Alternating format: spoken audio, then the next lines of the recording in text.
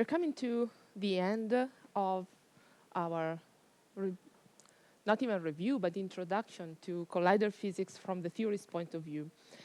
And I think it's probably, I reserved for this last lecture for us to really confront the reality of collider data and to see how we are doing theory-wise. So what is the challenge for theorists? Now that we know and we have looked during the previous lectures to the building block of our predictions and how we are not really shooting in the dark, but we have a pretty good idea of how to model collider events, where modeling is based on solid theoretical principles that we derive directly from the standard model Lagrangian. Right? So today will be mainly about, so because we are going to look at data, and are going to look at how theory compares with data. I'll use a lot of slides because I have to show you plots, right? So it would be very little at the blackboard, if not to explain or to answer your questions or to explain some of the context, if you want, of the plots that we are going to see. So these will be posted as well. So the way I was here are some inspirational sentences right there about what I would call precision collider phenomenology. So I think during our first meet, we already motivated the reason why precision is important for nowadays colliders and why it is going to be even more important for future colliders. Where by future colliders, I also mean the next phase of the LHC, so the high-Lumi LHC, which is the only future colliders that we are sure we're going to have, right, so far, right? So, and that is motivated to you is going to do an incredibly, an outstanding job, given the outstanding performance that it has had so far. So the first thing that, so in the order, I will remind you which kind of precision are we shooting for. And then we will go through seeing how this precision now and in the future is going to affect our understanding of the standard model, our testing of the standard model. And by testing the standard model, we test also deviation and anomalies with respect to the standard model. And we'll do that in looking at the fundamental parameters of the model. And I remind you of some episodes and some situations in which little deviations have caused a lot of attention and attracted a lot of attention. And then we'll ask ourselves where these parameters are measured and how they're measured. And we compare that with what we get during those measurements and how theory has been picking up in and approaching the comparison with experimental data. And so what is the impact of precision in this comparison? What is the challenge for theory and how do we address those challenges? That has been one of the most, if you want, a fascinating episode of collider physics in the last decades or so. So just to remind you, you have already seen this picture, which is the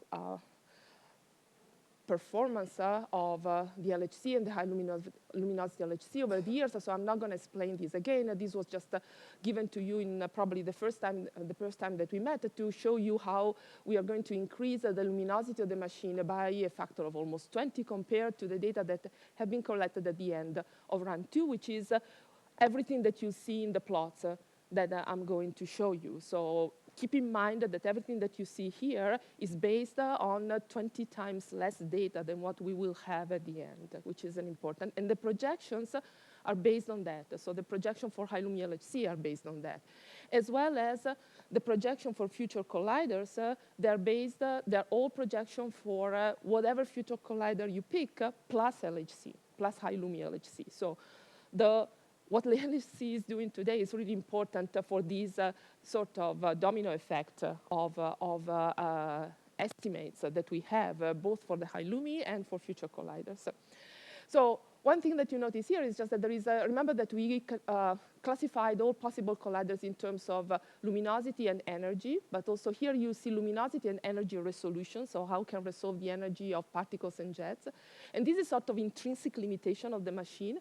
But you see, and I refer here in the slides, I made sure to put a lot of references that, of course, goes much more in depth than what we are summarizing here. But for those of you who are interested, both LHC experiments have a really detailed discussion of these two fundamental parameters and why these constitute a universal limitation that, however, is about 1%. So this is really the sort of limit that we have, right, from the experimental side.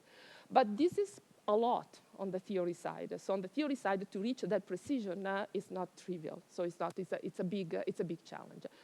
Plus, the 20-fold is telling us that statistical limitations will be overcome. And so whatever is left is systematics. And theory is a big part of the systematic, as we will see in some of the measurements. So really, as theorists, we need to be conscious of these. So the theory can become the main limitation. So let's start with some example. Let me see, is this the first one? Yeah. So remember that, so I'm started looking through some of the parameters that are fundamental to stress test the standard model. Even during our first meeting, you saw plots like these. So you saw results of global fits of the standard model in terms of, for instance, the selection of the phase space of the standard model in terms of MW and MTOP that get correlated by quantum corrections.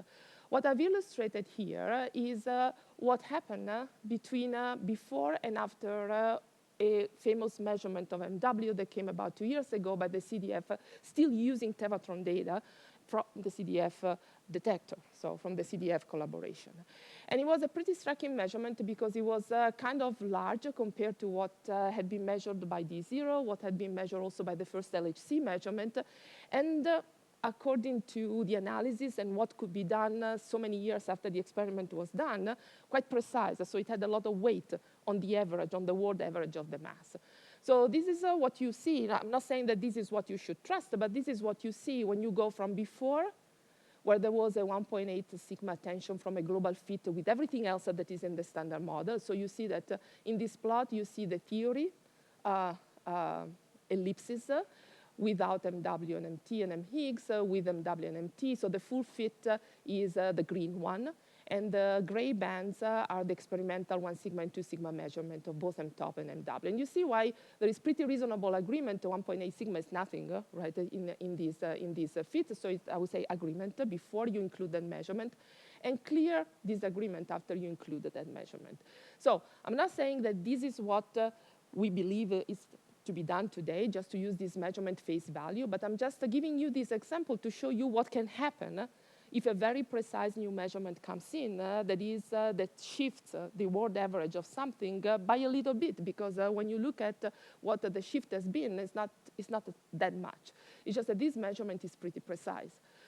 Now you look at, in these tables that I have here, you look at the theoretical precision that we have on that. And the theoretical precision, the current one is what is quoted here. So it goes, depending on which one you look, is between 12 and 9, let's say, MeV. So it's pretty small compared to the value of the mass, very, very at the sub-per-mil level, if you want. But so comparable at the moment with the experiment. But then when you look at future experiments, some of which you have heard about, like the FCCEE, I highlighted here the rod that you should be looking at. Look at what kind of precision we are going to. So this is the FCCEE that you have heard a lot about it. This is a Chinese equivalent of the FCCEE. This is a linear collider at 250 GeVs, comparable precision reach. So compared to what is current, the experimental precision is going to go down by a whole lot. And so theory, given the importance, given the relevance that something like this can have, a shift of this kind can have, will have to keep up with what we expect. And here is a projection of what the theoretical error is expected to do, is expected to go. So we expect with improved techniques and with the further possibilities that are brought in by the techniques that I will mention briefly later, to be able to match the experimental error that is going to be provided by future plus and minus machine in particular. So this is an example to tell you that this is important. So that this is really something, the theoretical precision is something for which if we did not have this perspective, we will not be able to use at all what we are proposing to do. So proposing this machine implies the theory keeps up with the kind of precision because it can have a big impact. Now, the next slide as an illustration just for you to what is the real situation and what in global fits we do today. So just to give you, you don't have to, it's similar to what you saw before. So the two plots here are the 6.1 sigma pool that you saw in the previous slide, so that you saw here. So this figure is exactly the same that I report here. But on the bottom, I'm showing you what happens if you, because you have some doubts about these new measurements that have come in, you enlarge your error a little bit. So, and on the left-hand side here, I also quote for you what the world average is, given all these measurements that start from lab 2 and go to the Tevatron and the LHC nowadays, if you include or do not include the CDF measurement. So it's an ongoing process. It's something that will keep going, and it's something that will, part of the reason why right now we feel confident in also quoting things that do not include the CDF measurement is just because a new LHC measurement of similar precision to what we are aiming for, so 16 MeV precision, are coming in. So with the future of the LHC, with the future of the high luminosity the LHC will play a huge role in setting the issues and in giving us new confidence on this measurement. So one thing that I would like to remind you, because we're talking about this MW puzzle, is just how MW is measured, right? So, and give you the sense of what needs to be done theoretically in order to reach the level of precision that is needed for a better measurement of MW. So we saw that the experimental measurement of MW is expected to improve. But will it improve? The error that is quoted on that experimental measurement will have theoretical systematic included into it. And theory will have to provide the kind of insight into the interpretation of data that is adequate to the precision that we wanted to obtain. So the way MW is measured at Hadron Collider, so this is just a summary of the experimental measurement where you see the deviation between LHC measurement, the CDF measurement, and the previous lab and D0. So you see really the outcast out here. And how at the same time, you see how the LHC is fully consistent with previous Tevatron measurements, and also how the errors of the LHC are shrinking more and more. But how is it measured? Is measured through what we call Drell-Yang production, so QQ bar going into the W. Same way as you measure the mass of the Z, QQ bar going into the Z, right?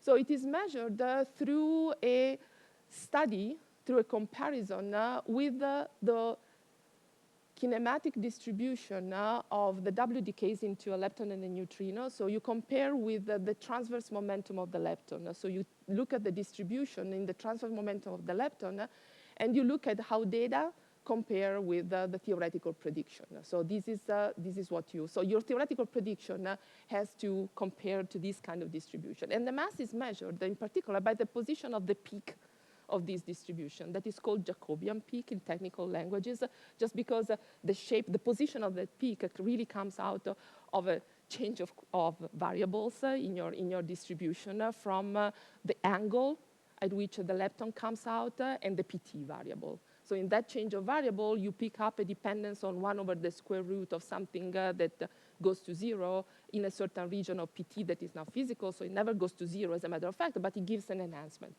So this is just from the position, because the position of the peak depends on NW, there is where the mass of the W comes from. So you realize how important it is to predict this distribution as accurately as possible. And indeed, if you look at exactly the expressions that you use in order to single it out, you needed to get a delta MV of 10 MeV, which is what we are shooting for to compare with the 9 to 12 MeV that is the precision right now. You need to have this theoretical under control at the per mil level. So it's really something that if you think at what is alpha S, is not enough clearly to go to the first order of your calculation because this 0.1 is a percent.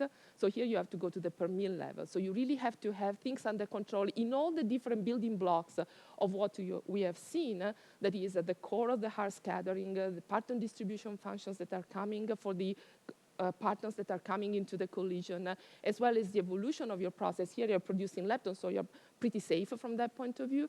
But at the same time, you can look at the production of leptons plus extra hadronic activity and jets. You have to have all that under control at the per mil level, which is not trivial, right? So and I will show you predictions later on for this process on which people have highly focused during the last 10 years, I would say, both because it's manageable theoretically, so it's theoretically interesting because it's a 2-to-1 process to start with, so you can go really high order in your corrections, but also because physically it's extremely important. And it's sometimes also used to test the luminosity of the machine at this process because it's so clean that it really gives you a measure of the parton densities in the initial state, right? And when you go to higher orders, it's not only Q and Q bar, but there are also gluon PDF involved. So first example. Then let me remind you that this is, I made a big fuss about MW just because I had this nice opportunity to illustrate to you with real measurements what a measurement that is a little bit of an outcast can do at a level of precision that in the old days we would have completely neglected because it would have been completely within the error bars, but not anymore. And so new physics, to the point that if probably you were too young even 2 years ago, but when these MW anomaly came about, there were tons of theory papers written on a possible BSM explanation of this fact, right? Because indeed, it can be a very important indication. So similar discussion can go, we don't have time to go over all single parameters of the standard model and look at them, how they're measured, and et cetera, et cetera. I picked MW because it was kind of more glamorous. But here you see how the precision also on the mass of the top quark, that is another important player in a lot of different realms of which you have heard also during this week, and not just precision fits of the standard model of collider physics.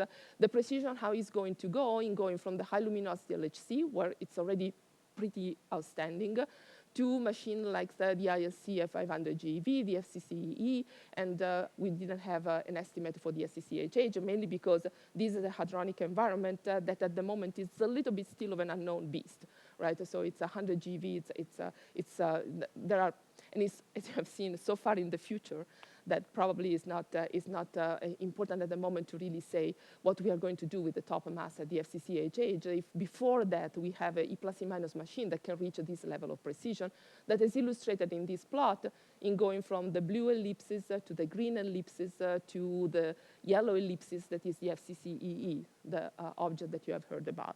Here, very quickly, you see the evolution of the measurement in the corresponding predictions, I would say, also, because here we have a result from lattice QCD for alpha S.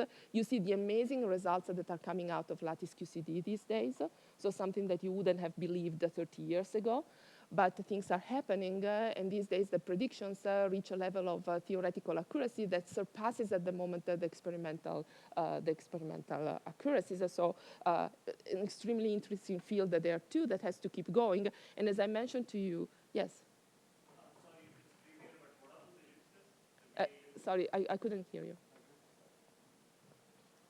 Well, I could hear you, but I could not understand what you said. The ellipses, the gray ellipses, what are those? I don't understand. The current. Huh? The current. The gray. Bounds? Yeah, the 1 sigma and 2 sigma, yes. Yeah, the ellipses, because I can understand these rectangles. The top mass is measured in this 173, 170 rectangle. I mean, this is the experimental one. Yeah, so what is the ellipse? I don't understand. The theory constraints. The theoretical constraints, okay. Yes, yes. Okay, thanks. From coming out of the fits. I mean, these are all predictions from global fits. So how the top mass will be constrained by global fits once we have the inputs of these machines, right? So you see that, right? Okay? Yeah. Okay. So moving on. Let me then come to the big player, which is the Higgs, and give you another example here of how theory predictions will play a crucial role in realizing the physics program of future colliders, and in particular, the first one that will have a very intense and very focused Higgs physics program, which is the LHC and the high Lumi LHC. So I find this plot both of them, very instructive, because comes from a really nice paper by CMS that has been published on Nature, and I'm sorry that I didn't have the reference here, but also here something funny happened that I don't know what it is, right? There should be a formula here, but something has happened in the rendering of the PDF. I don't know what. I'm sorry I didn't notice, but it's not important. I can write it on the blackboard. So this is a Nature paper by CMS in which they have reviewed the entire history of the Higgs till now, from discovery till now. And so they have this nice plot that shows you the precision that has been reached on the. Is it me doing something? Maybe I'm touching a cable. Ah, there is a cable here that if I touch, it goes away. Okay, so I have to stay away from there. Okay, so is the precision on the couplings of the Higgs to different standard model particles, the W, the Z, the photon, the gluon, the top, the bottom quark, the tau, and the mu. Remember that the couplings to the gluon and the photon are not direct couplings, but they're through a loop of fermions, a loop of tops in one case, and a loop of tops and Ws in the other case. So as you see, from the moment of the discovery to run 1, to this paper, they say, which is run 2, and then projected to the future of a high-Lumi LHC. And you see the progression, right? This is a log scale, right? So you see how incredibly precise the measures have become, even with run 2, in particular for the W and the Z, we are down at the 10% level measurement and below, and what the high-Lumi LHC promises to do. So this is the same kind of information. So this K factor that you see here are just rescaling factors. So the K factor is defined as the ratio between a given coupling, let's call it G, of the Higgs with X as measured, ratio with the corresponding prediction in the standard model, okay? So this starts with 1, and then there is a delta, right? A delta of this kappa factor here. So the precision with which we measure this delta is clearly the precision with which we can investigate new physics, as probably I already told you. So these, roughly speaking, will be proportional to some couplings of new physics, probably squared, at the scale of new physics, squared to start with in first approximation. So this gives access to new physics. So the percentage with which we determine delta K is the experimental precision on this delta K gives us access to new physics. And so this, of course, is under the assumption that the only effect of new physics that we have is the rescaling effect. So meaning the new physics is not bringing in anything new from the point of view of structure, but it's just rescaling the standard model, couplings to gauge bosons and the fermions. So under that assumption, these are the same numbers in which the experiments have projected what will happen by the time the high-Lumi LHC is done with its program. And they have separated the uncertainty. They look in particular in the uncertainty, and they have separated the uncertainty, the total uncertainty, into statistical uncertainty and then systematic uncertainty, separating the experimental and the theoretical uncertainty. And I circled here for you the theoretical part because in most of the cases that you see here, it's a dominant part. So theory will really become the biggest systematic that we'll have unless we keep pace and we keep improving our theoretical predictions. So if we look at all the different ways in which the Higgs couplings are measured that will be made of cross-section and branching ratios of the Higgs, the theoretical prediction for those measurements to compare with those data will have to match the precision of experiments or do better than the precision of the experiment, or this measure will be sort of meaningless because we will not be able to disentangle delta Ks from or we'll be not able to interpret those if the systematic is still so big. So really, theory could become the main limitation unless we keep up with these predictions. And sorry, here I'm just showing to you what we expect the situation to be. So before we have seen in the previous slides the projection for the high-Lumi LHC. In this colorful series of bars, you see in gray the high-Lumi LHC, and colored in an initial stage of future plus-minus machine at the final reach of all the considered future colliders that were considered during the SNOMAS exercise in the US, and similar results can be obtained from the European strategy that came a year before that and will be updated by the European strategy that is going on right now. So you see here machines that you recognize, like the FCCEE. You see the CEPC, that is the same, just the Chinese project. You see linear collider like the ILC, and the click in a low energy phase to start with. And then you see the same machine except the FCCEE, because the energy cannot be, well, in this case, it has been summed up instead of either or. But for the others, for the linear colliders in which you can upgrade the center of mass energy, here you see also for the first time coming in higher energies like 500 GeV or 1 TeV. You see the role played by muon collider as well. And you see how the same couplings will be updated, will be reached at most of them below the 1% level or around the 1% level, most of them definitely below the 10% level at future colliders, when their statistics, the integrated luminosity, remember that we talked about that, will be summed up with the one of the high Lumi LHC.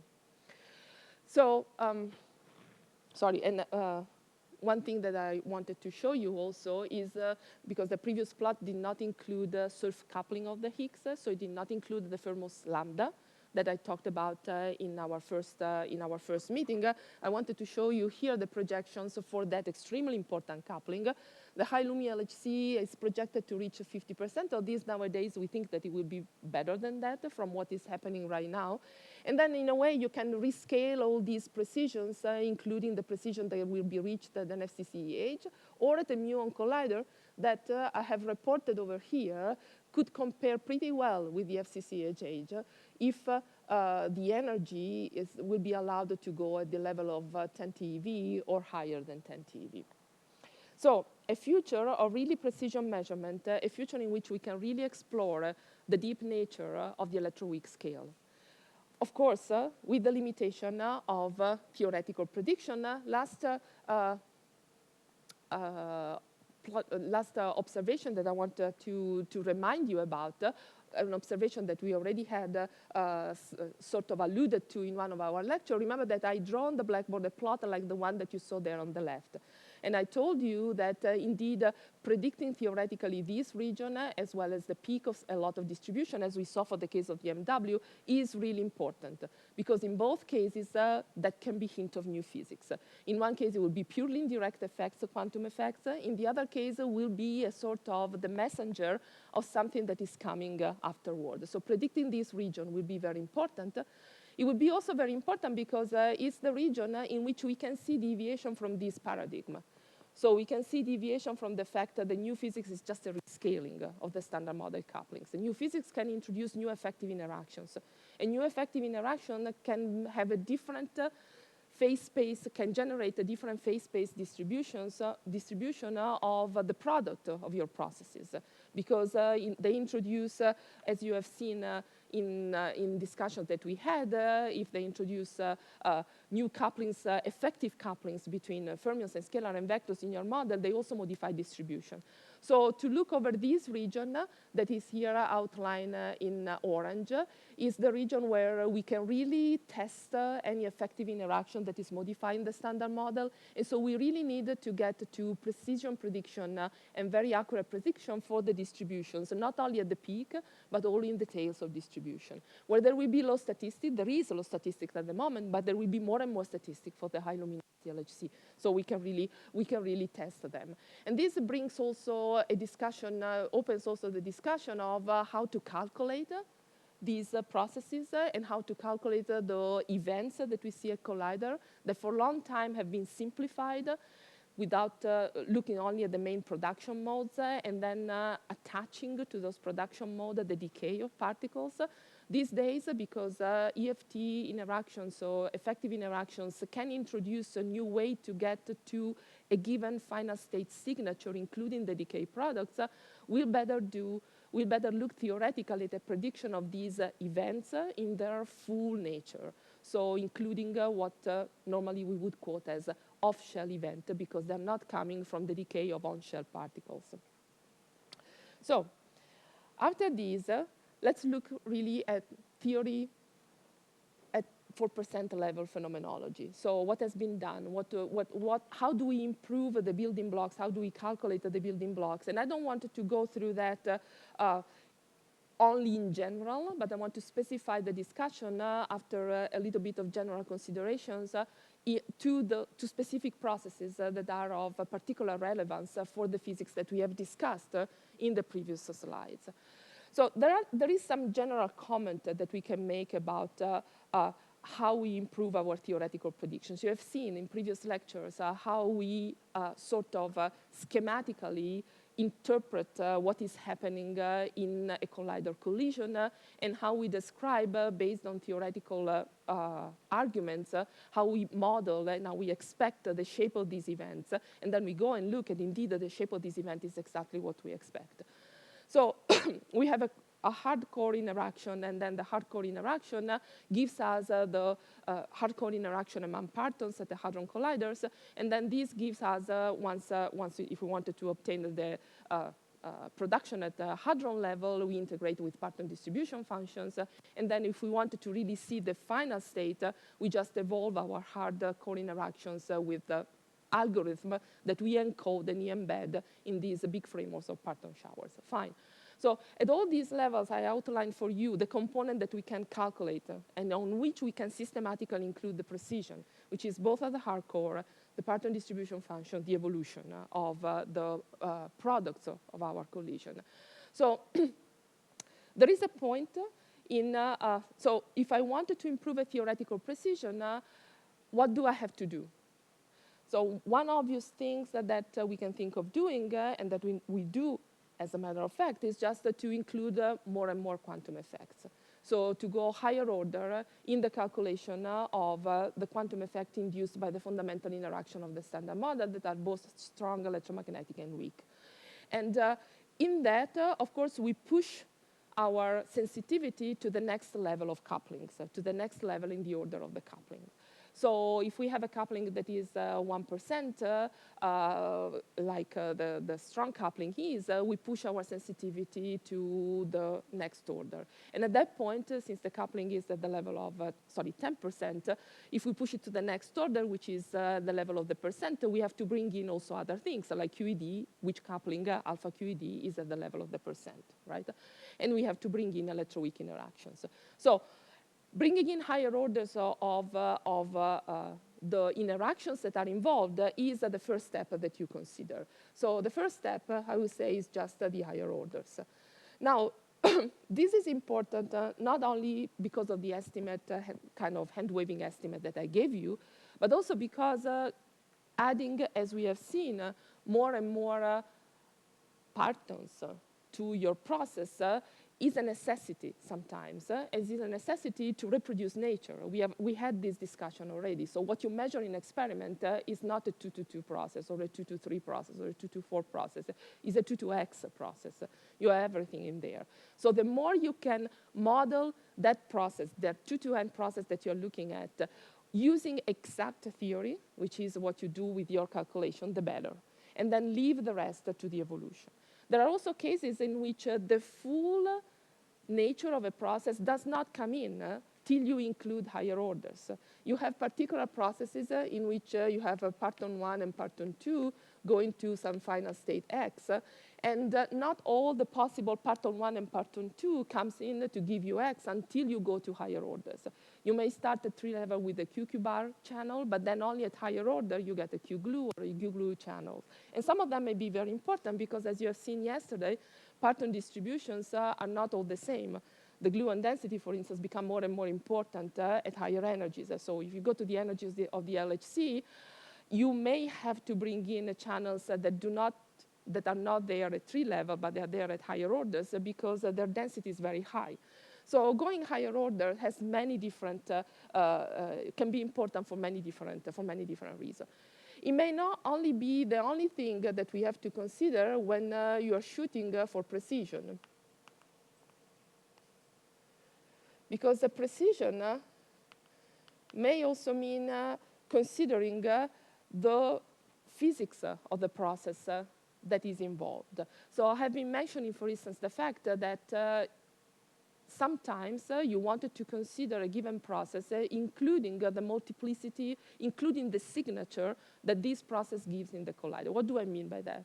What I mean by that is just that you're looking at, let's say, let's pick a process. You're looking at the production PP to some Z boson and a Higgs. This is a Higgs production process that is called associated production with a Z. It comes from, at the first order, it's a QQ bar process with a Z that then radiates a Higgs. Right? Now, what you really look at in the collider is not the Z, they are the leptons that are coming out of this object. So they are the plus and minus.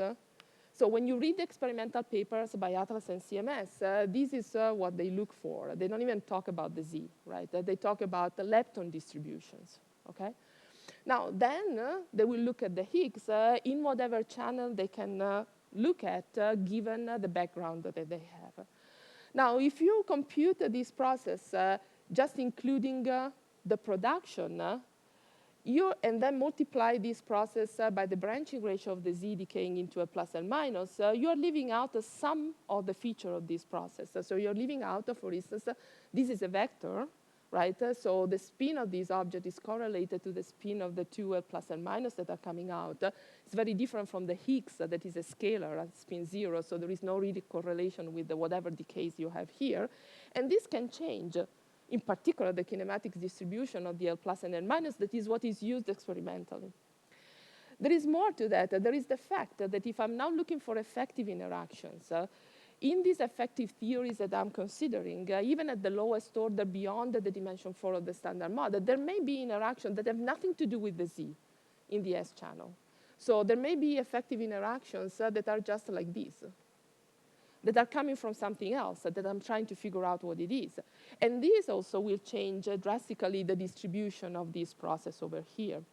So if we are comparing the experimental measurement, now, of course, there is something to be said to the fact that we have not done nonsense so far, right? So whatever measurement and comparison with theory that have been done so far in terms of the production of a Z and a Higgs multiplied by the branching ratio of a plus and minus is based on the fact that there is a resonance here, right? That is the resonance structure of the Z, so that there is a propagator here that goes like, let's say, S minus mz square, and at the level of the sigma, these things is square and is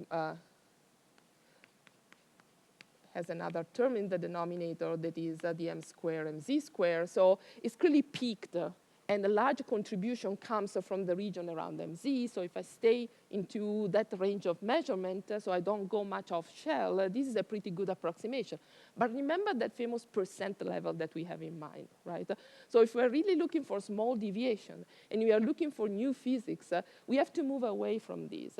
And the best thing that experiment can do is just to give you really this kind of information. And for you theorists, it's just to calculate the age of plus L minus that naturally will include this channel, but other things as well. So things that technically you can consider as a background, but then it will be the data telling you how to disentangle the presence of a Higgs from here, and the coupling of these objects, both to standard model, because the standard model is there, but also to other things. So theoretical precision is not only higher order, but I would say is also modeling or comparing, or if you want, embracing the complexity of LHC event. This, I think, is the right attitude. So embracing the complexity of LHC event, because we are looking at the LHC in general, but LHC could be colliders in general.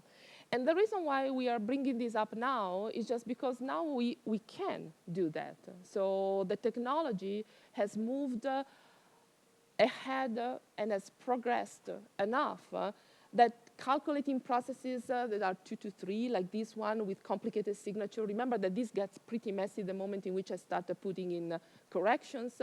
This is a relatively easy case because most of what I have here is not strongly interacting. But if you take another process that is not this one, that has a strong interaction through the way, calculating higher order correction to a 2 to 3 process at 1 loop or 2 loops is the state of the art right there, right? And the calculating to a 2 to 4 or 2 to 5 is not considered yet. But from the point of view, at least at the first order of correction, both QCD and electroweak, we can do that, so we should. So it's not something that we should be shy of. So this is just to tell you what the higher order may mean, not only keep turning the crank, but it means also trying to understand what is the nature of the data that you are comparing to. And there are many other considerations that you may take into account. For instance, I gave you another example, and then we look at pictures. So we look at specific processes. Very often, when you want to compare with data, you don't compare with inclusive measurements. You compare with measurements that are very selective. You may have heard the word of fiducial volume, right? So you compare with measurement in a given fiducial volume. What that means is just that there are cuts that have been imposed on the selection of whatever signature you're looking at. Well, I also told you in previous meetings that no big deal because we normally calculate cross-section integrating over the phase space of the final products with the Monte Carlo, right? So it's just a matter of writing a few lines of code that they say, whatever you have generated as the momentum of this random event, I don't want that event to have a PT larger than this or smaller than this. I don't want that object to have a rapidity larger than this or smaller than this. It seems like, but if you now look at what that means analytically, so in your cross-sections, in the calculation, it may introduce terms that typically are of logarithmic kind that can be large.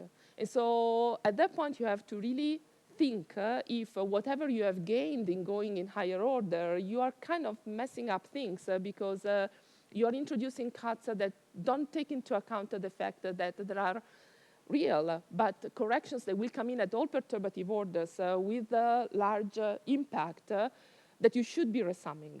And this opens the whole chapter of resummations of kinematic corrections that are present in the calculation of exclusive predictions in your to compare with the data, with the results of the analysis. So just to say that if we are thinking of precision just in terms of going higher order, this is a really important element, but it's not the only thing. So there are many other things that by the time you wanted to have a prediction at the percent level, you should be considering. So it's not, it's a very complicated, I wouldn't say just complicated, but it's a very comprehensive exercise that you have to do in really understanding what you are comparing to at this point. Things that was not necessarily needed at that level before. So you have already seen this thing, so I move away. This is just a translation of the words that I just said during the past 45 minutes or so about the fact that there are many components, that is not just going higher order in QCD and electroweak, but is also bringing in all the different components that goes from bringing at the same order of the hardcore, both pattern shower and event generator, adapting the theoretical tools to experimental analysis. This is exactly what I've been saying for the past few minutes. And then define how to evaluate your systematic error and be sophisticated in the statistical models that you use, all things that as a theorist at this point also have to consider. So starting from the core of your prediction, so when I go back to here, and I'm using this so that I don't have to redraw that on the blackboard anymore. Remember that I told you when we were looking at a similar picture, this is probably cleaner than my drawing on the blackboard, that when we talk about a fixed order calculation, we mean the calculation of the red spot right here. And then the rest in bluish that you have here is all the pattern shower work, right?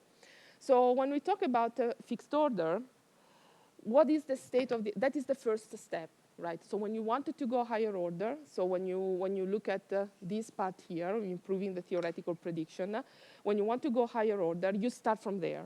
So you start from the core of your prediction. What is the situation right now?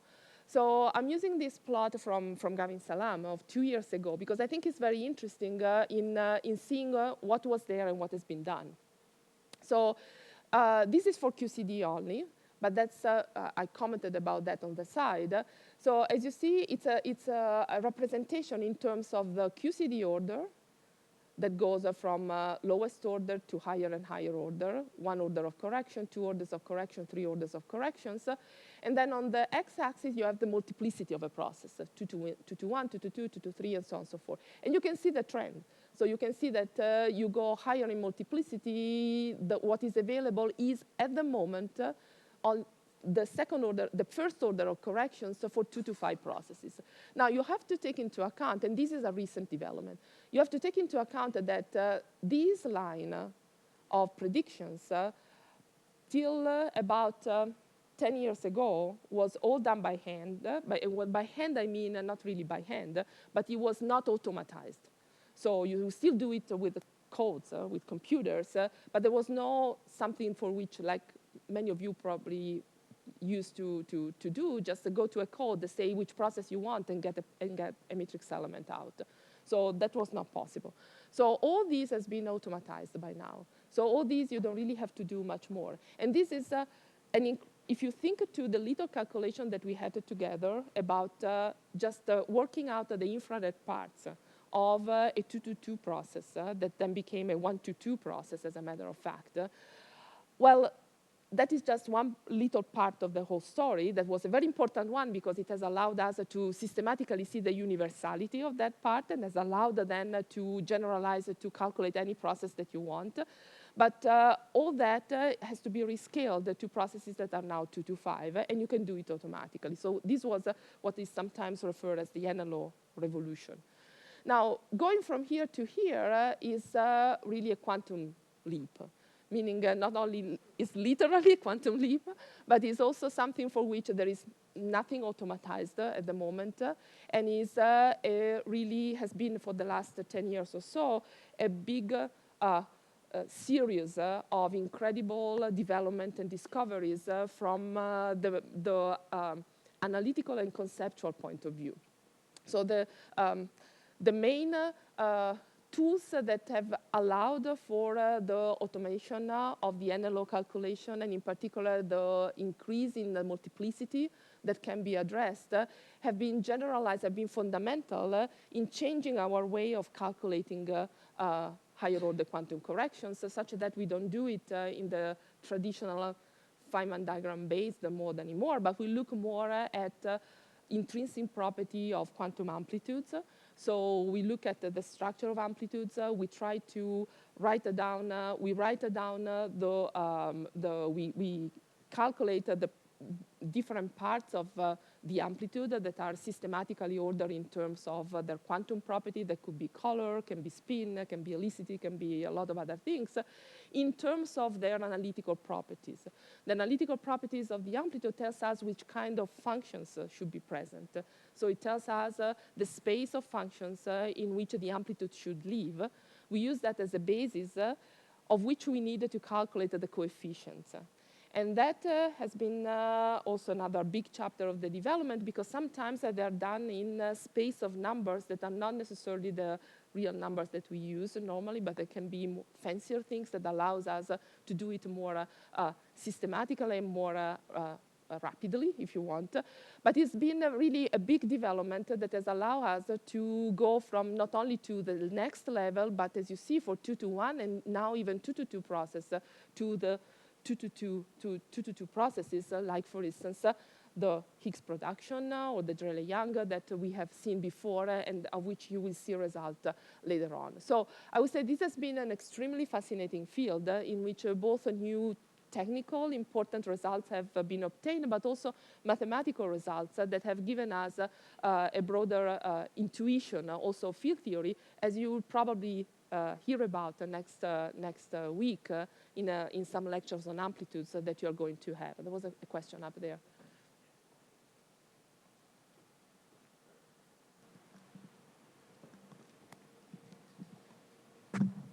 sometimes in this context, we also see NNLL. What does that mean, if you would like to talk about it? It means next to leading logs. It means that on top of the fixed order, as I probably have written here somewhere, yeah, here you see that as a major challenges and progress has been in all order resummation of specific region of phase space.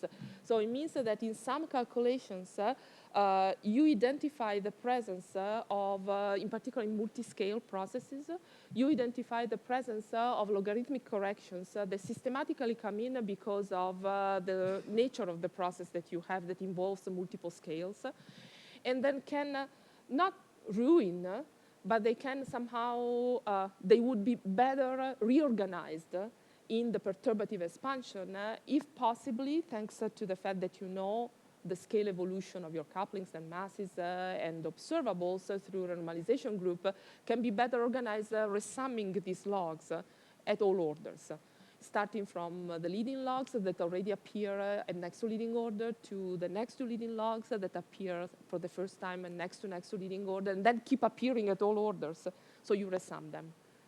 So when you see a calculation that say, for instance, NNLO plus NNLL, it means that it's based on the leading or the next to leading order, the N square LO fixed order calculation, but the N square LL logs that appear at that orders have been picked up at all orders. At all orders at in all perturbation orders. theory. Yes, just that part. So it means that if you had the calculation at the next order and you would expand it, you would find the first two terms in that towers of logs.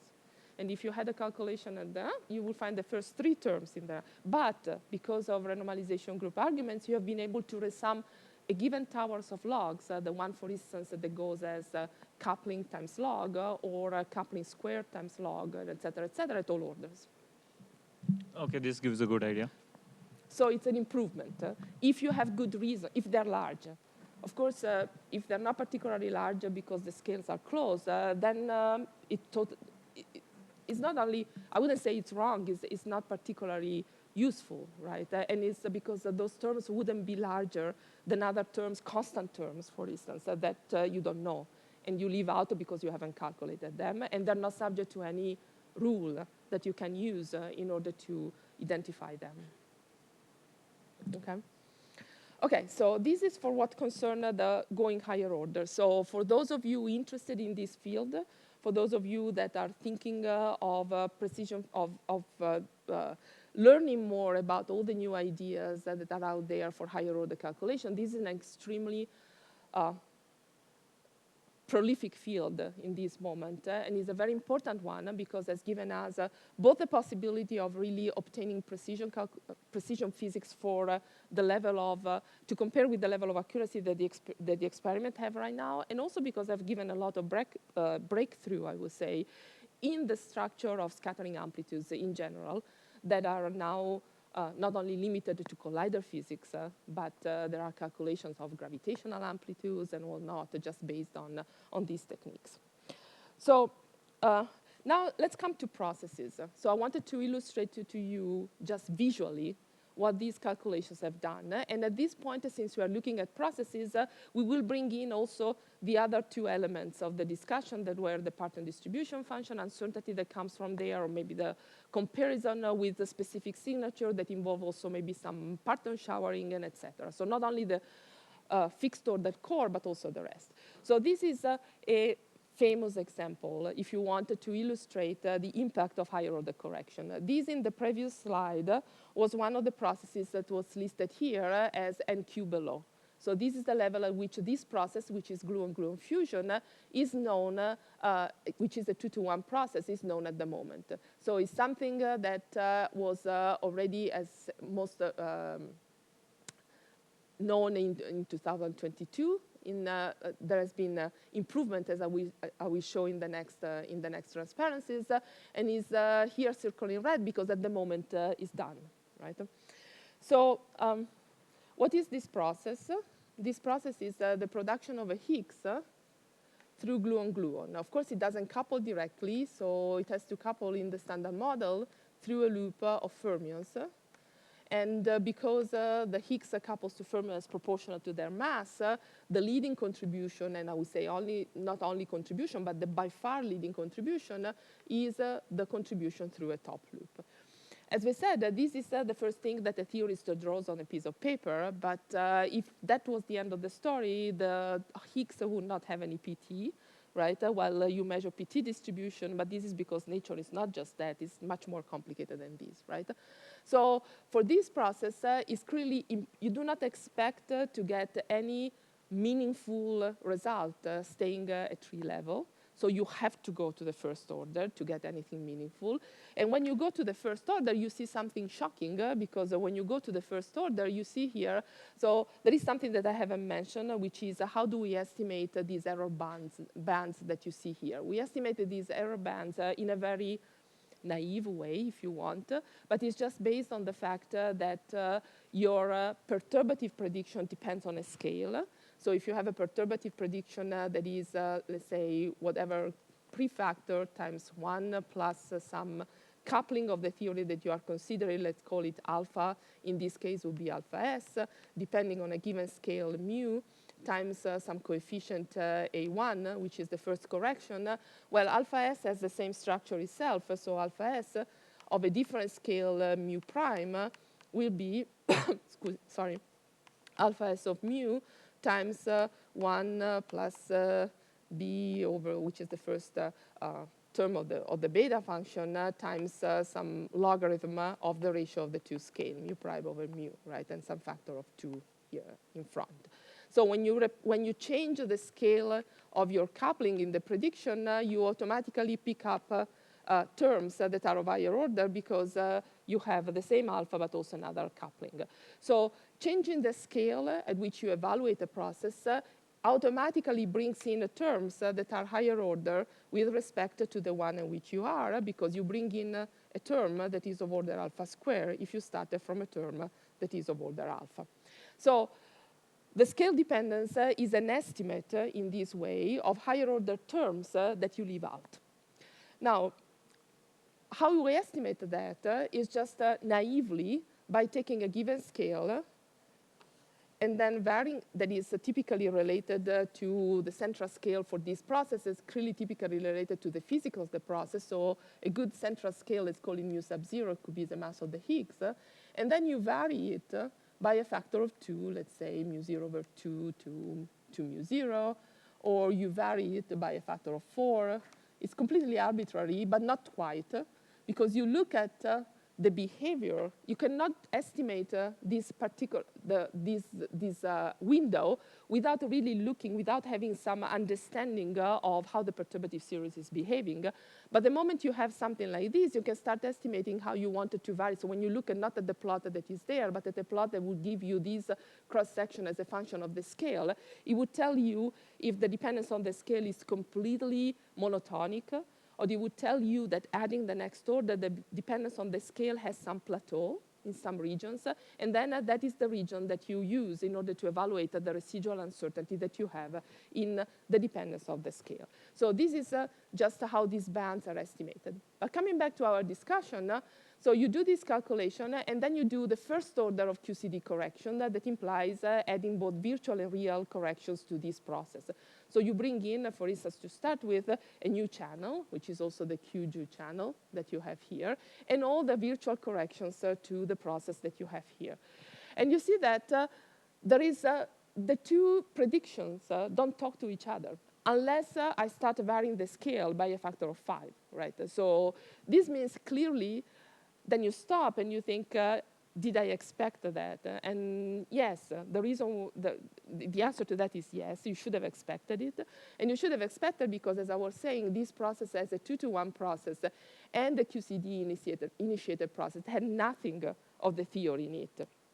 So you're clearly, that process by itself starts the theoretical prediction for that process starts looking anything like what you see in nature from the next order, because you need radiation in order to really have the physical characteristics of the Higgs. So the first jump is clearly something that you expected. And this tells you even more, because one thing that you notice It's just that, and if you have encountered this process, you would know it. It's just that this process was initially calculated, in particular when the first order of correction were calculated very quickly in what we call the infinite top mass limit. So it was calculated not as this process, but squeezing this vertex to a point. And then calculating QCD correction to this object, which is much easier than not calculating QCD correction to that object, where you automatically becomes a two-loop calculation instead of a one. Yes?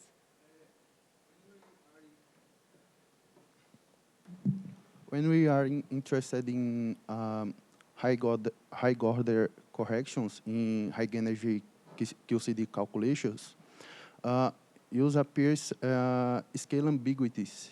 Why it happens? Well, the scale ambiguity that you are referring to, I think it's related to this.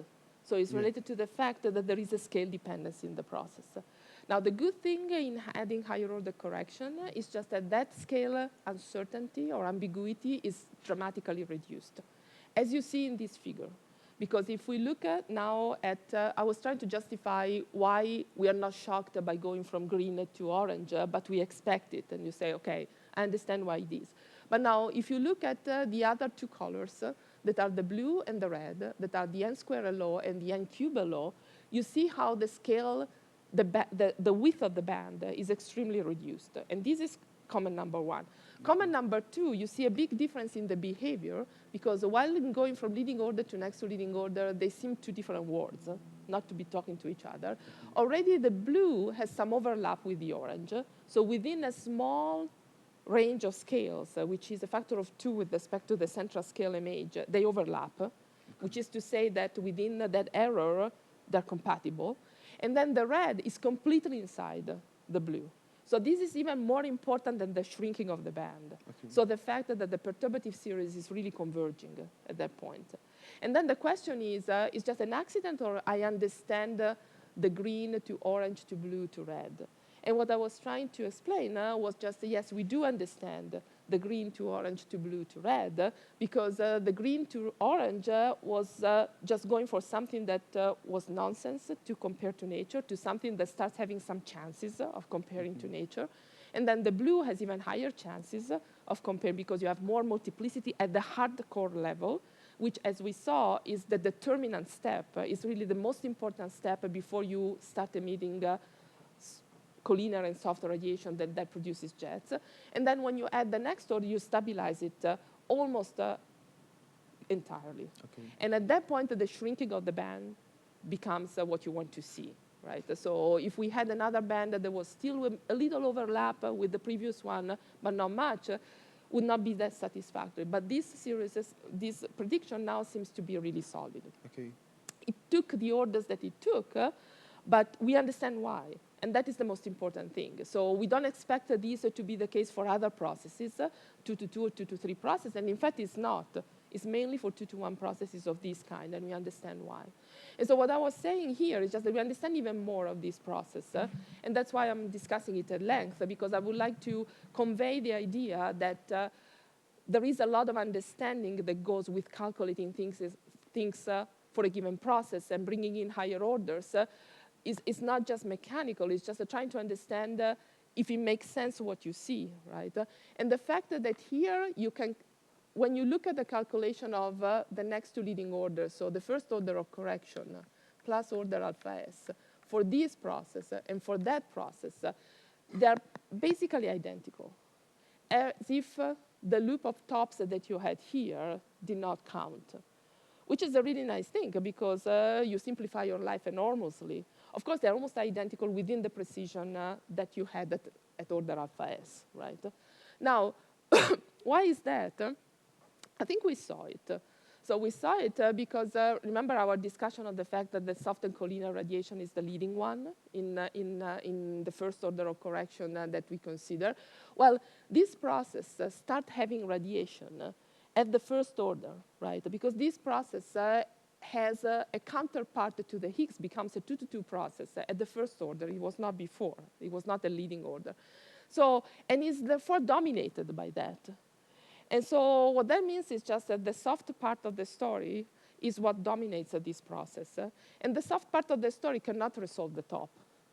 Right? So the top is just a point for soft gluon radiation.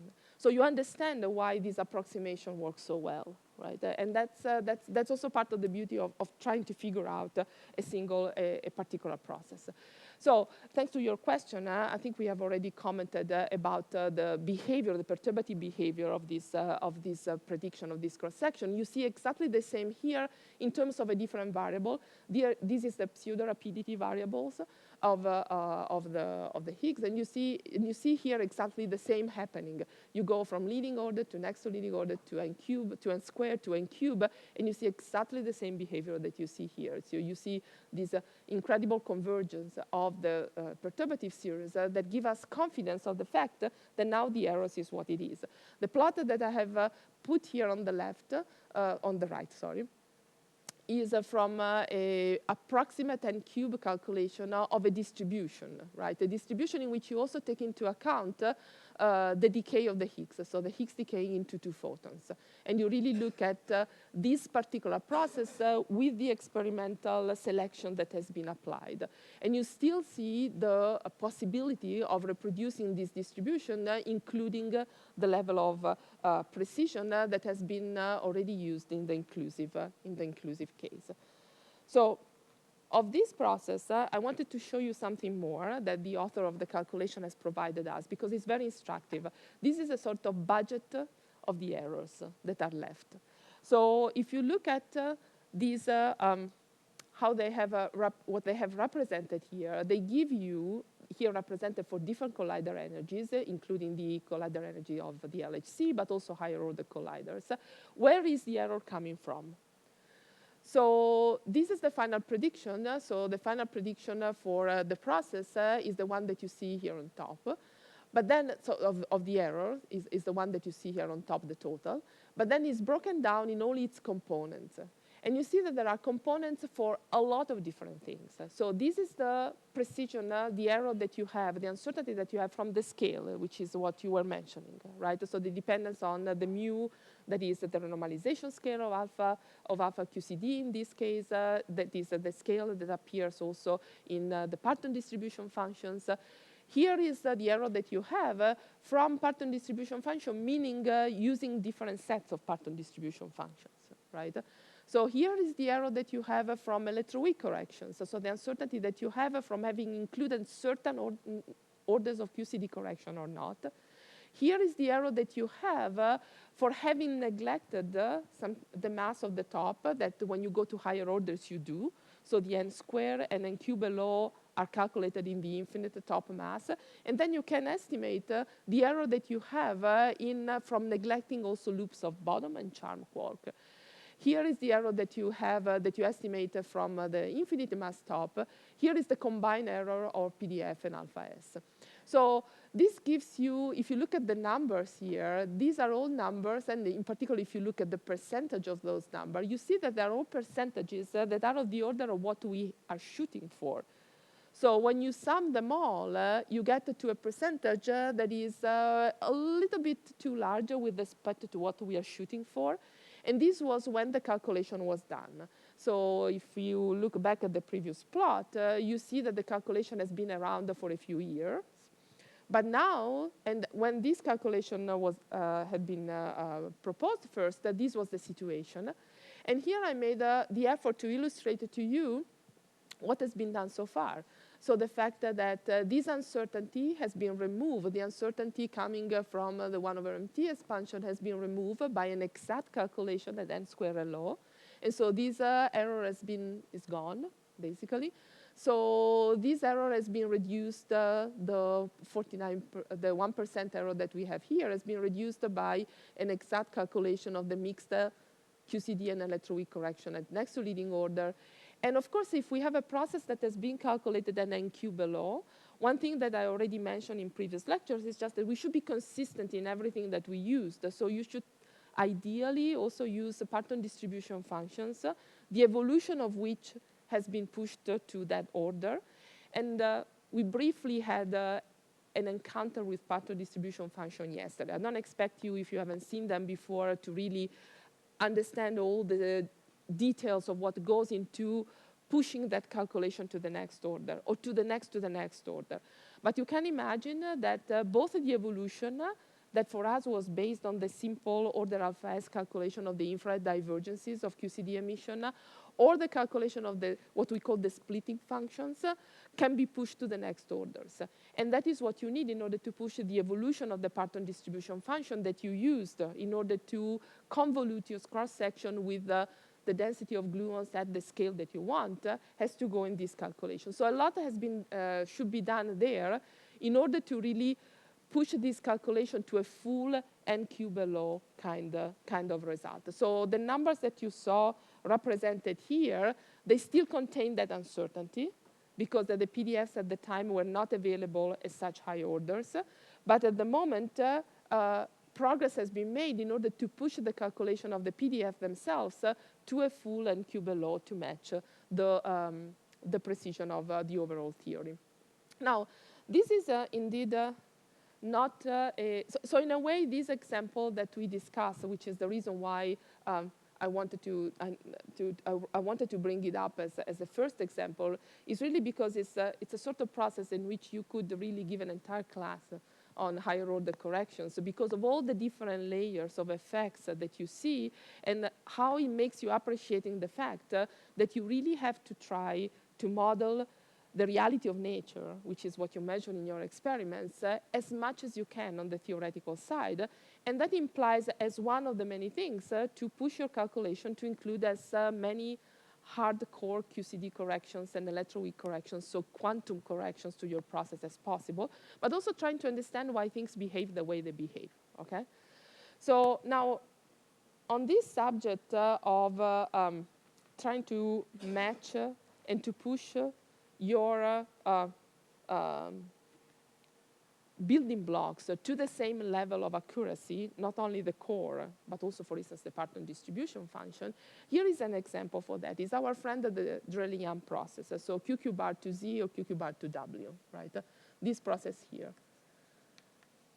right? Coming from Partons here that are the same or not, depending on which process you're looking. And here, decaying into leptons that can be leptons neutrino or a plus and minus in the case of the W or the Z. Remember that this was the process that came up when we emphasized the measurement of the W mass. And it came up saying how tricky it is to predict the position of that peak at the right level of accuracy, right? So this is these are results for the calculation of this process that I drew here on the blackboard at n-cube law. Now, why? Because it's a 2-to-1 process itself, right? So if you forget about the leptons here, it's another 2-to-1 process. So the same technology that you used for this calculation can be used there if you do this calculation in the infinite top mass limit. So if you do the calculation starting from a vertex like this one, it's the same order. So that's the reason why this was next. This was first in the history of n-cube law results because of the importance. This is the process on which the Higgs discovery was based.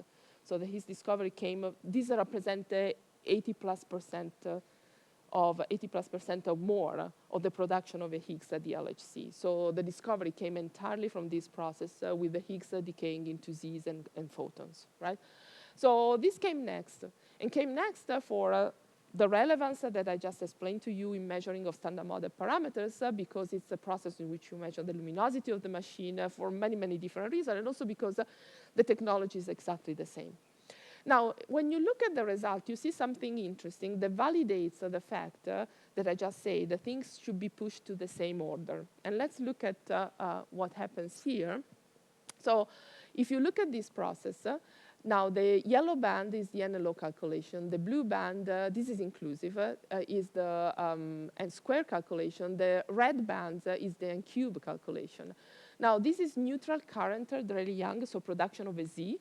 This is charge current Drell-Yan, so production of a W. And as you see, there is something interesting that I outlined here in the case of the charge currents because of our W discussion, our MW discussion. If you look into the region which is the region where the W lives, so around the Q of 100 GeV, so 80 to 100 GeV, you see that something funny is happening when you do the calculation at NLO, but in particular when you push to N square LO and N cube LO, because the two bands start separating.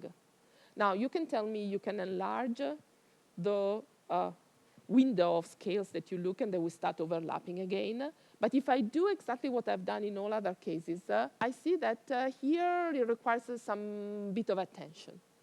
Now, this calculation, these results that are plotted here, were obtained by using pattern distribution functions that were not available in NQ-below.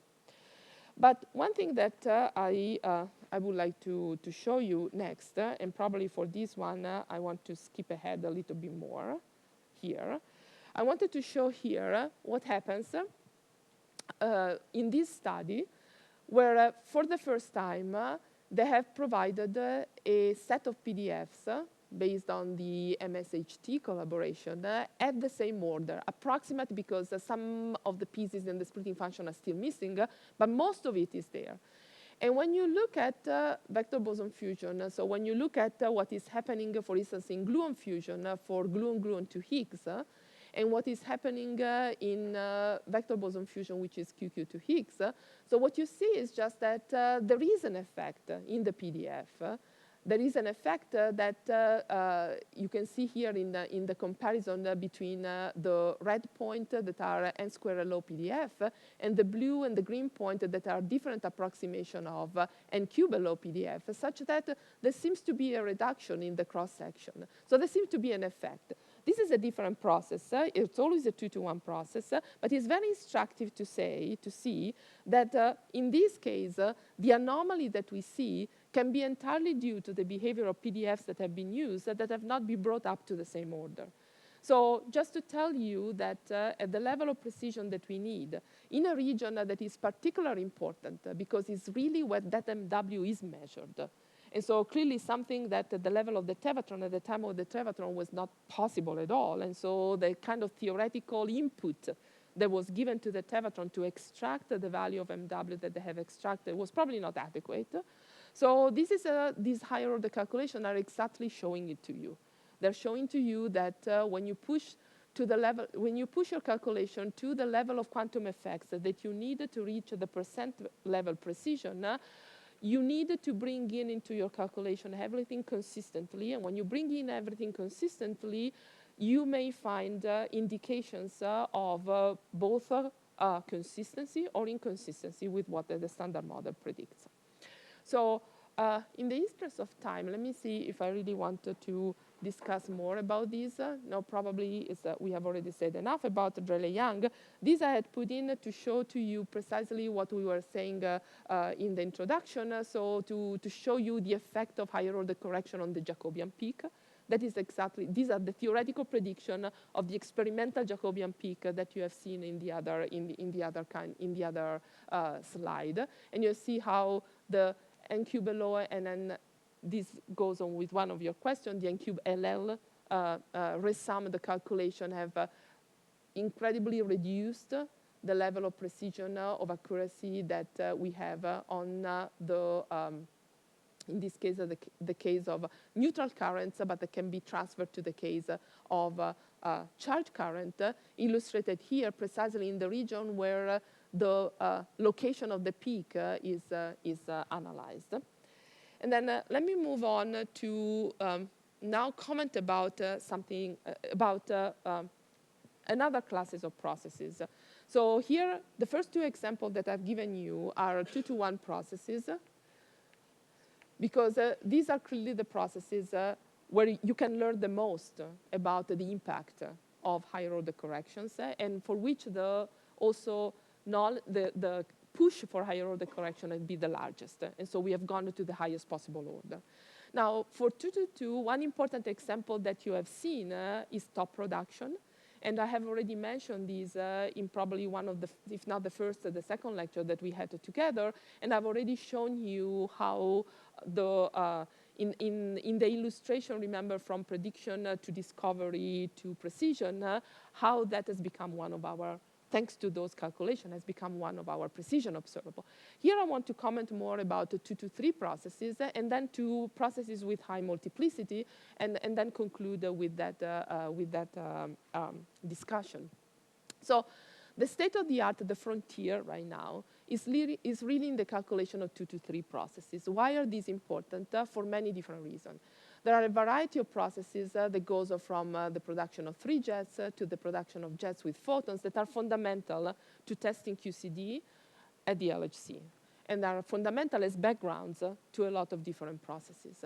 But there is another class of processes that is particularly important, that are the production of heavy quarks, like top and bottom, with the gauge bosons or the Higgs.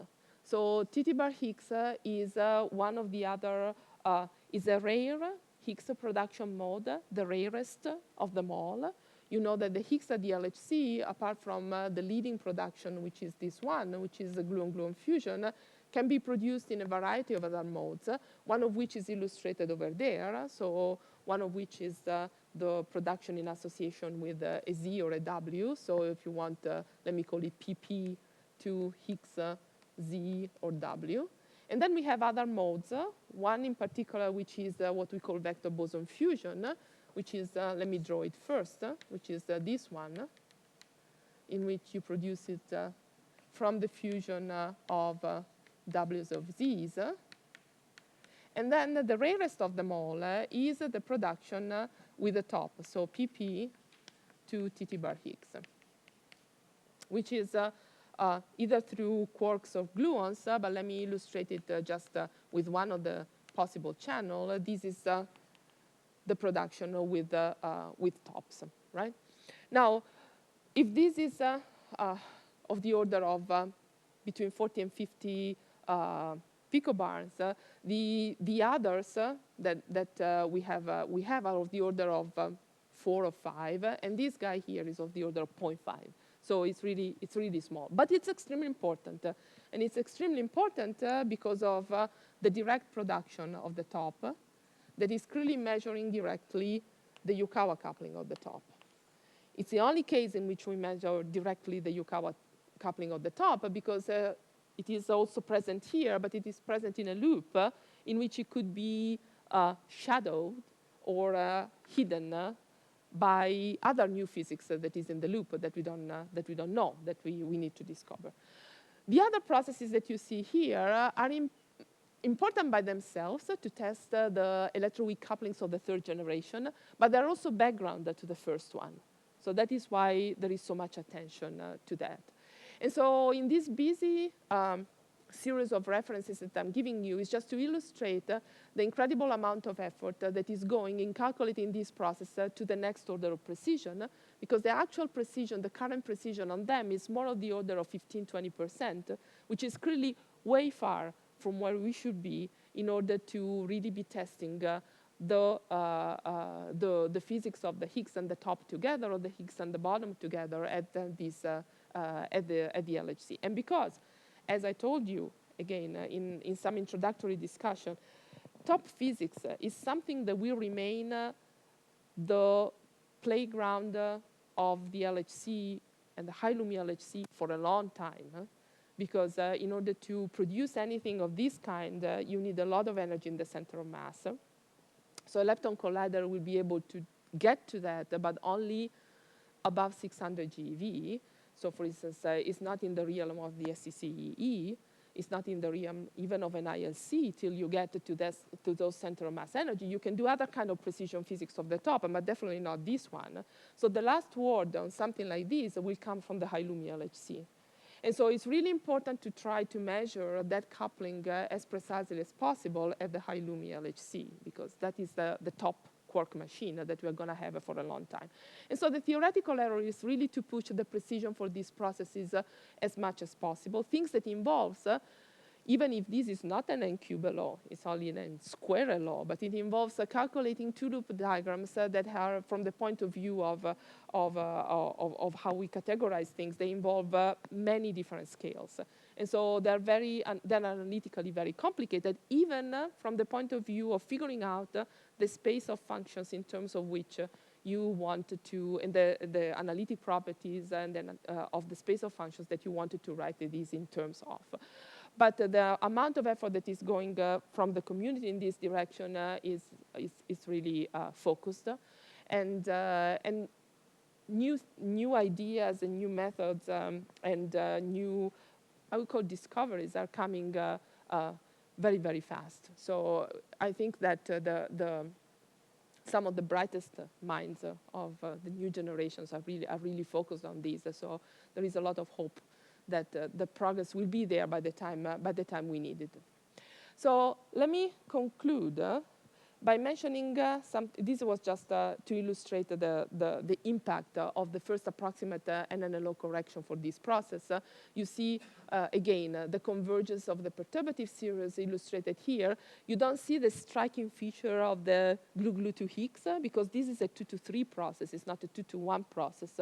So here you don't, the process is already well defined, if you want, even in terms of QCD at 3 level. But the dependence on the scale improves when you go up in order. So here the only thing that you see is just a shrinking of the bands that are nested one into the other. So it's really something that it gives you confidence on your prediction. And here you see the convergence. See how many different scales have been used here. There are scales that are both fixed scale, like this capital M, that probably is the mass of, is twice the mass of the top or the mass of the top, and a dynamical scale, HT, is the equivalent of the transverse energy for the final state products. So even different kinds of scales, scales that are fixed during the evolution, of scales that vary dynamics point by point in phase space with the transverse energy of the events. And still, for all of them, you see the compatibility of the theoretical result within the error bands. So really, this gives you confidence. I mean, you see the huge difference that goes even from NLO to NNLO. So this is the guy that has probably 15-20% error, and you see how the error is reduced when you go to one order higher. So getting there. And then the last thing that I wanted to comment is that issue that I told you at the beginning, commenting about looking for signatures instead of specific processes. So I picked for that one of the processes that I said is particularly, it's an important process. So this is the process that is WBB bar, as you see represented in here, and WTT bar. So see, normally, what you would calculate in, quote unquote, the old days, is the production of W with a pair of tops. But what is in your event is not just that. Is the W decaying into leptons, and the top decaying into B and a W, and this W decays into leptons or quarks. So what is represented here is just the fully leptonic event. But in nature, you have more than that. The reason why I started here from the fully leptonic event is just because wanted to study a process like this, you want to start from the simplest possible case in which you don't have hadronic activity in the final state. The really super useful one would be the semi-leptonic case. So the case in which one of the tops decays leptonically and the other hadronically. That's what experimenters really would like us to give them. But we started from here, just not to be too ambitious. In any case, if you now look at these 2, 2, 1, 2, 3, 4, 5, 6, 7, 8 process, and you calculate it off shell, so you calculate it without attaching the decay to the W, to the top, and to the anti-top calculated on shell, but you let them go off shell, and what you calculate are the true final state. So what is on shell here are the leptons and the Bs over here. Then you see effects. And you see effects, if you look at them, in this case represented with the fixed order calculation, in this case represented including the parton showers. This is NLO-PS, means NLO interface with Pythia, so interface with the parton shower at the end.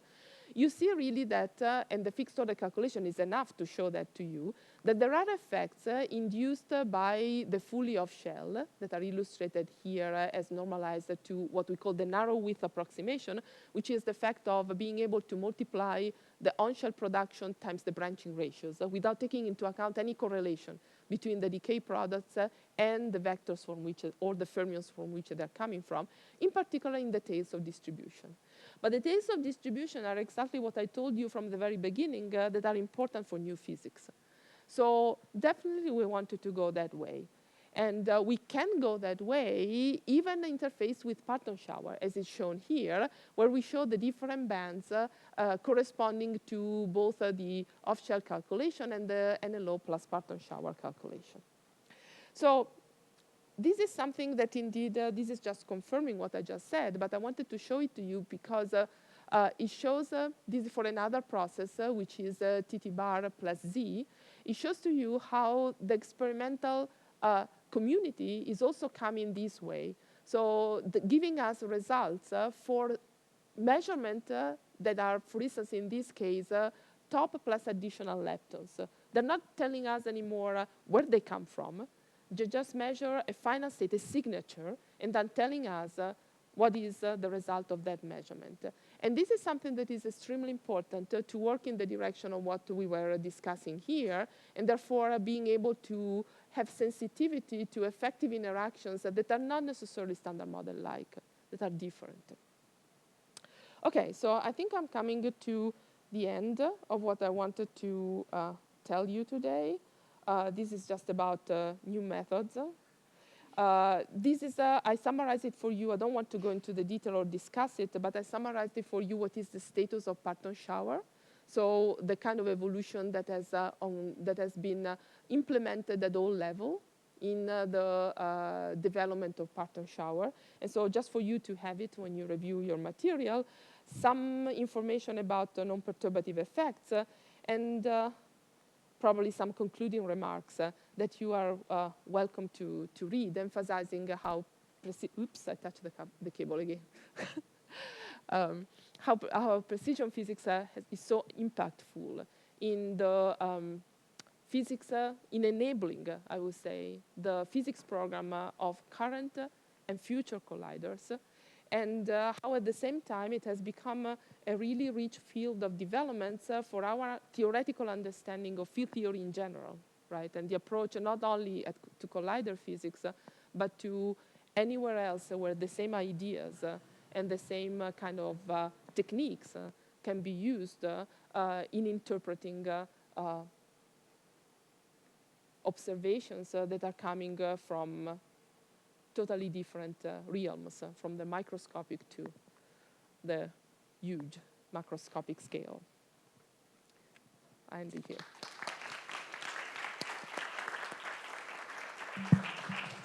Thank you, Laura. Questions for Laura? Yes. Hi, thanks for these lectures. I would like to ask about the 2-2-3 next to leading order. Yes. Because apparently there's a lot of news in those type of processes. And my question is, do all of these new papers follow a methodology or the same methodology, or each of them uses different tricks and techniques to compute them? Both. So because it's a very developing field, so we really create it as we go. There is no standard comparable to the NLO case, in particular for processes like 2-3 processes. At the same time, there is a pretty well defined framework to start it, right? So to organize your calculation. So these calculations in general these days are defined, are all structured the same way, and we can talk more about what we use to do that. Till reducing them, now I have to become a little bit technical, but to reducing them to classes of integrals that you have to calculate, master integrals. like master integrals, right? Now, from there on, so which kind of approach you use from there on? So if it's more based on functional analysis kind of consideration, or if it's more based on numerical considerations and methods, it depends on the group. And sometimes you use both. And sometimes you find a new one, right? So that part is less systematic. But the beginning is kind of becoming quite systematic, I would say, in terms of IBP reductions and et cetera, et cetera. Yeah. Thank So you. there will be a technology at some point that will be validated and demonstrated more efficient than others. And the beginning is already at that stage, I would say. The rest, for the moment, is still very much group by group, I would say. Yeah, thank you. I would like to discuss it afterwards if you have time. Yeah, thank you. More questions? Yes.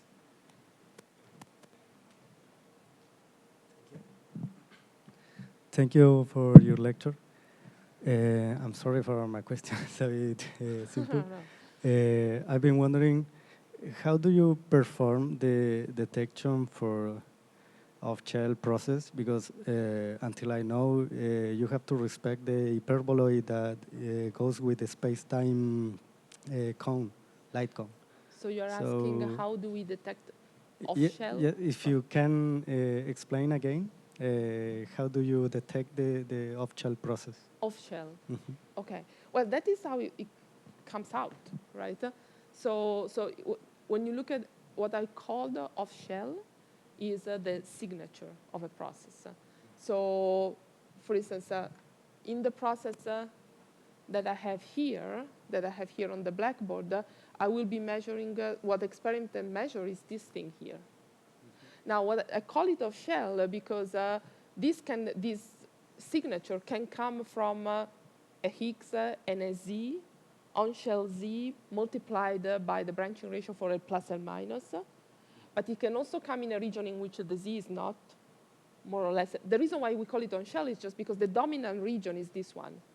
It's the region in which this denominator is minimum. It's S equal to mz squared, right? But there is a tail of the distribution that is off-shell. Plus, there are processes that don't have the Z propagator at all. They don't come from a Z at all. We don't know what they are because we represent them by effective interaction, but they may be there. So if the experiment gives me this, which is indeed what they measure, right, I have it. Now it's a matter of calculating it in the same way. Now the problem is just that sometimes they don't give you these. They measure these, and then they unfold it back to the Z Higgs on shell. And in this process, you lose information about something like this because typically the unfolding back is done assuming standard model, Okay. which is part of the problem because it's not what you would like to do. So theorists, there are different levels of unfolding. I'm really happy if they unfold all the detector effects because I cannot calculate them theoretically, but I'm not happy when they unfold things that have theoretical assumptions to that. Okay. So it's an ongoing discussion with the experiments in the interpretation of data. But theoretically, we can calculate the 2-to-n processes more and more.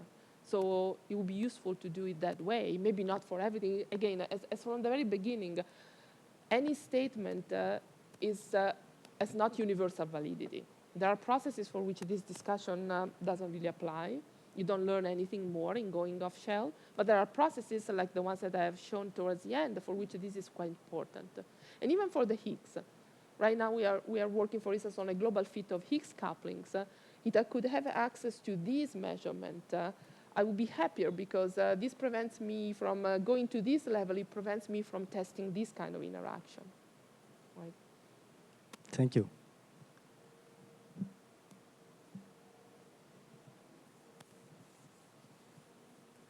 More questions for Laura? Okay, so let's thank Laura again for this very nice Thank you. lecture.